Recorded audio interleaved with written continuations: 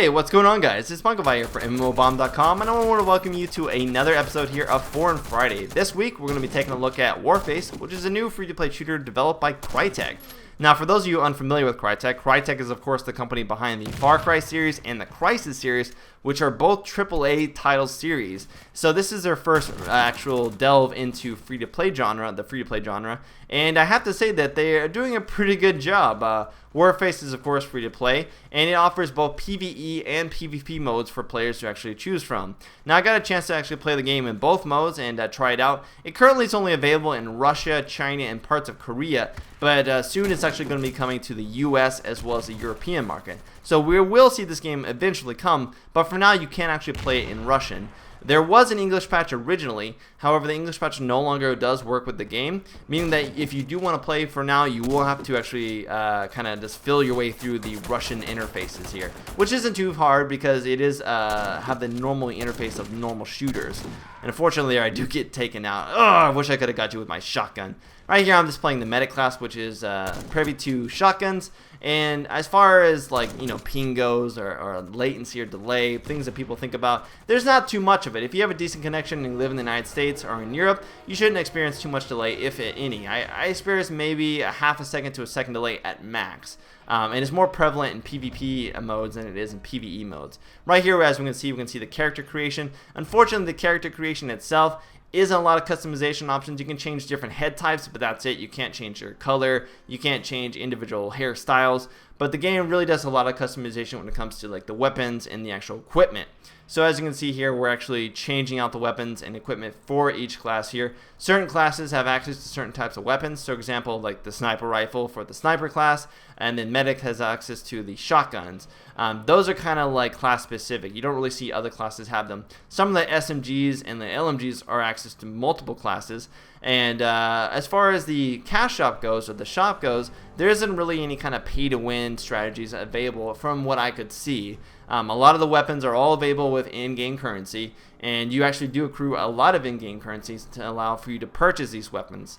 The weapons are unlocked either over time, meaning that as you level up, or you can actually put experience towards unlocking certain weapons, which I'll get into in a little bit here. Basically, you have the option to choose from working towards equipment, working towards cosmetic, or working towards weapons before you participate in a PvP or PvE match.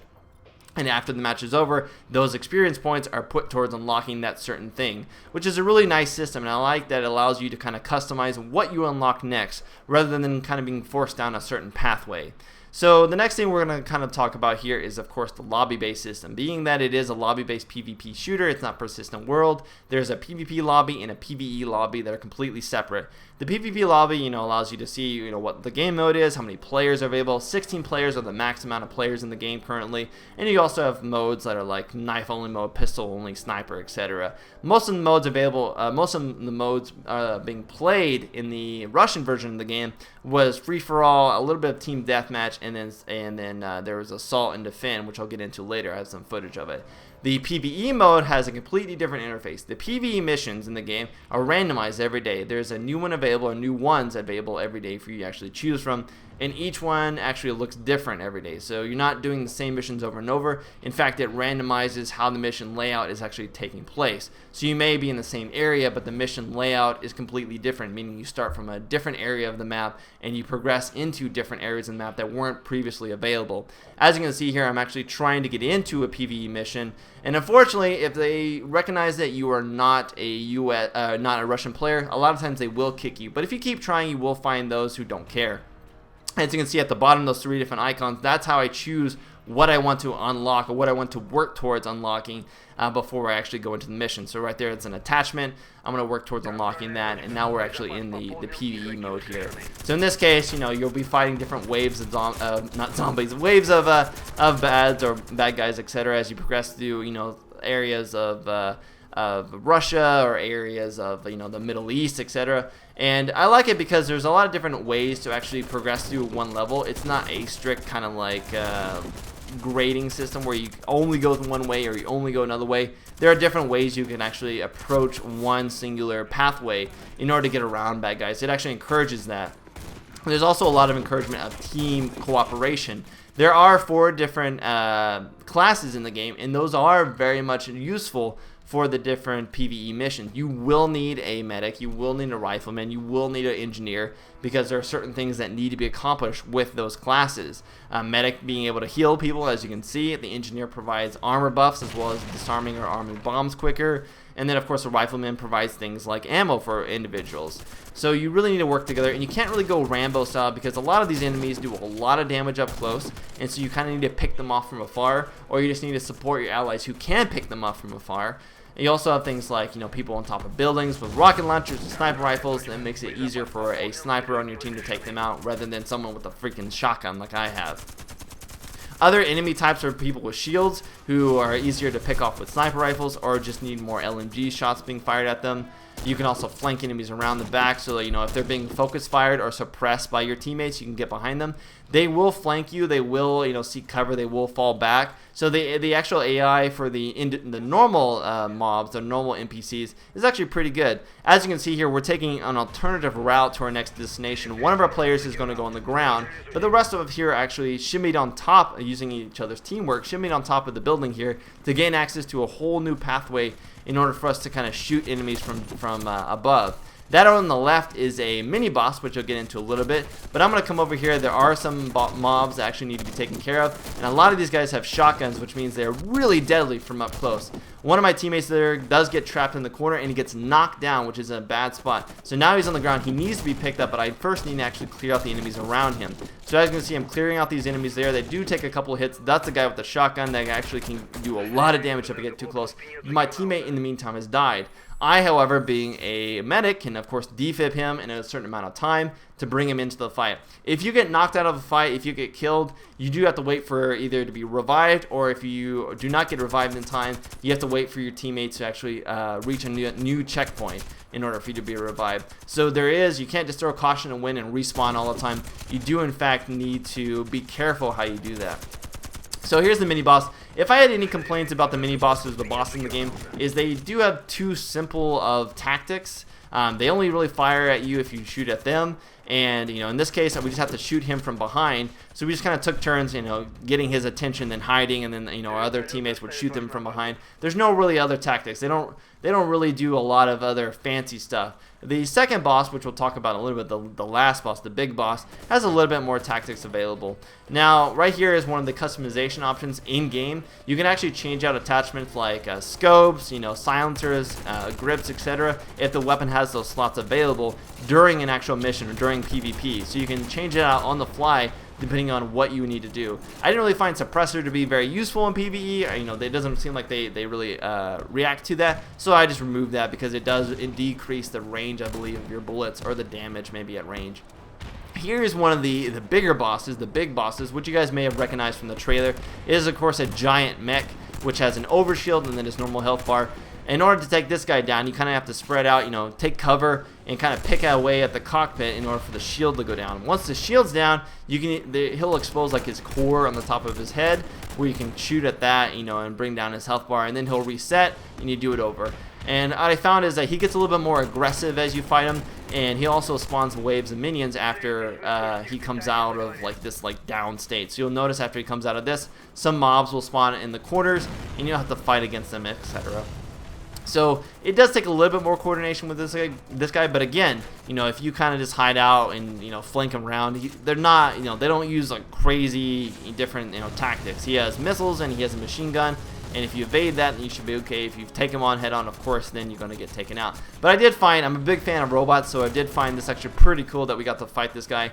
Although, albeit it's a little bit unfortunate that I haven't seen any game mode yet where you can actually get to pilot that mech. Can you imagine actually piloting that mech? That would be so amazing. Actually, if you were the boss and everybody else had to fight you, that would be pretty awesome.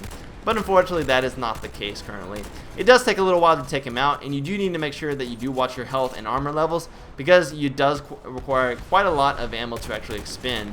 You do randomly get rocket launcher spawns, as you can see in the far corner, and when you grab those rocket launchers, you can fire it. It does additional damage, and it takes his shield a little faster, takes his HP out a little faster there. and the explosions look amazing. The game really does have good graphics. It's not quite Crysis level graphics, but again, this is a free-to-play shooter meant for all different types of PCs. So even with those limitations, I did find the graphics to be one of the more top-notch free-to-play shooters available. You know, it does definitely compete with Blacklight Retribution and other shooters that are free-to-play that just came out as far as AAA quality. So right here, we're just kind of taking him out, kind of pecking away at his shield there. I was out of, or no, I wasn't out of my ammo, but I did swap to my little pistol there just because he was getting a little too close. And so you do need to make sure that, you know, everybody heals each other up, everybody gives each other ammo available, because if you run out, then you're kind of boned. So right there, we kind of disabled him. We're kind of chunking away his HP, and bam! We didn't end up getting him taken out, and he does this really cool little death animation. But the environment does kind of destroy a little bit. There are like boxes you can hide behind that he will destroy. He'll destroy some of the mortar, brick and mortar, and some of the pillars. So I like that there's destruction in the environment. At the end of the round, though, you'll progress towards this little helicopter. You'll be picked up off the helicopter, and you'll either be taken to the next area of the PvE mission, or you'll be, you know, finishing the game. Once you finish the mission, there you'll be kind of given a recap of how many cooperation points that you did, as well as how much, you know, money you actually won, and who came out first in your group. And this is both for the PvE and the PvP mode. You'll see at the end, you know, your total recap. So as you can see here, I was a sniper, so we'll get to see, you know, how well I did, as well as how many cooperation points, etc. So I was third place, not bad, and you get, you know, 175, 200 XP. You're kind of ranked on, you know, how many times you died and that kind of stuff. So if you did better in the mission, you get more XP as well as more cash to use. So this is one of the other PvP modes in the game. This is assault and defend. The way this mode works is, you know, one team defends certain points, the other team tries to actually capture them, and it's kind of like a rush mode if you guys have ever played Battlefield, where they rush to a point, they kind of stay on that point until they captured it, and then the new point becomes available and everybody's pushed back. The defenders are pushed back and the assaulters move forward. I did find that it's a little bit, at least this map right itself, kind of lends itself toward the defenders more. There's a lot of places that you can kind of sit and like wait for people to come to this choke point.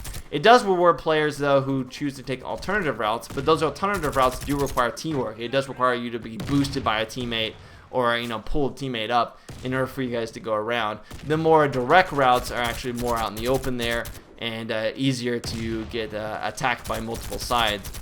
Another little issue I have with the game is that there isn't really much recoil in the game. It's pretty much, you know, you can hit fire or you can just kind of burst fire a little bit and not accrue a lot of recoil.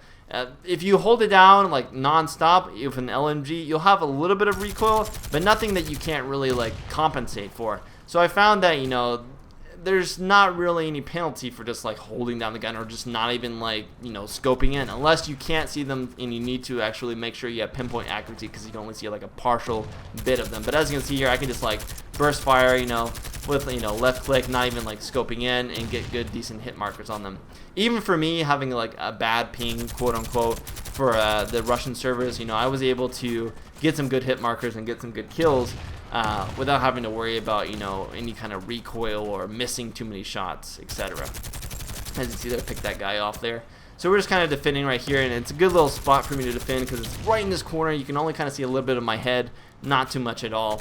So overall, how do I feel the game will do here in the US and European markets? I think it'll do pretty well. I think that it doesn't do anything particularly innovative, but it does do what it knows very well. And I feel like for those people who enjoy modern shooters, you know, those people who enjoy like the Call of Duty style shooters like AVA and Crossfire, etc., then people are going to enjoy that. You know, it's not like Blacklight Retribution, but it doesn't try to be like Blacklight Retribution. It tries to be a modern shooter with tried and true game modes and some interesting PvE aspects of the game, which I think it does pretty well. And I feel like those of you who like AVA or Crossfire will enjoy a Warface. It's fast, you know, very small scale 16-player maps, and you know, it's almost instant respawn, so you do get in the action very quick, and you persist in the action, doing, you know, a lot of Twitch-based shooting. So overall, I think it's a pretty good game, and I do think you guys should definitely check it out if you're into those types of shooters.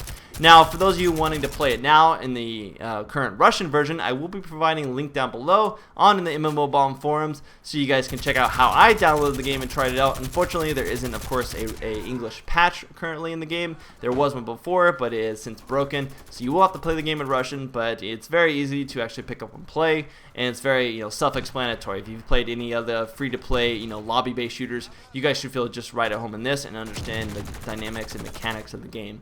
No problem whatsoever. But anyways, guys, that's been my first look here for Warface, coming soon to North American and European audiences. This has been Spunkify. Let me know what you guys think of it down below. Then I'll see you guys for the next episode of 4 on Friday. Spunkify out!